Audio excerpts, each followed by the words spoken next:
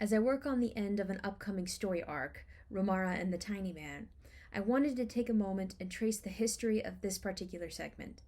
While Remara herself is a very old character of mine, most of the concepts in this arc are older than her.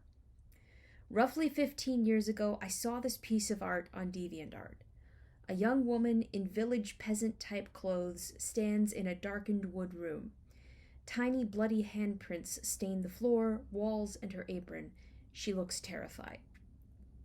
From this, I started spinning up the idea of a mute woman in the era of the Salem witch trials, Goody Fruman, who was framed for the murder of her husband by fairies. I froze up because I didn't know enough historical data. I froze up because the plot didn't make sense or work properly. The next iteration was developed in a fantasy world. Fairies banded together into small communities called keeps, or little safe havens in the forest.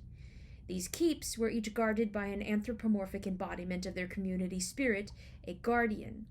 If the guardian sickened, it was a sign that something was wrong in the relational health of the community. Without a guardian, the darkness could enter and torment the fairies. The darkness was not well defined, just a malevolent black fog or pool that spoke with the voice of children. It could only enter a keep if the guardian vanished, or if a fairy willingly took the darkness into their own body to cross back into the keep. In this world, fairies who lost their wings became insane flesh-eating creatures called groundles.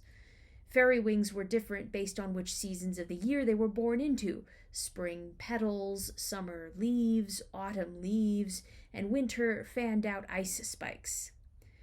For some reason, the keep in this story was about to be convinced to sacrifice a human for the good of the keep. To this day, I'm not sure why I thought this plot point made sense. In this new arc, the darkness has shifted into Deathspill, which is slowly accruing concrete details and origin as I move forward in the story. Fairies are called Skytes, and their wings are based on bird wings, though painted like an artist's masterpiece. The wings are integral to their culture in ways I probably haven't fully explored. Keeps are still havens in the woods, but there is no guardian. There are no groundles, but Skytes without wings are objects of horror and confusion to the rest of them. Skytes can reach past the world to the unseen energies like light, heat, perhaps even shadow, and weave them into solid objects or coax health and healing into plants and animals, depending on their inherent gifting.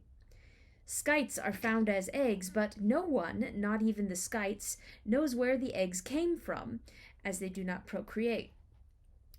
The main character of the current arc has his roots in the second iteration of this concept, an autumn fairy named Slen, who was a renowned acrobatic flyer. Slen, in the unfinished manuscript, was one who felt unappreciated in his keep and eventually invited the darkness into himself, tearing off his own wings in front of everyone as he tried to convince them to sacrifice a human.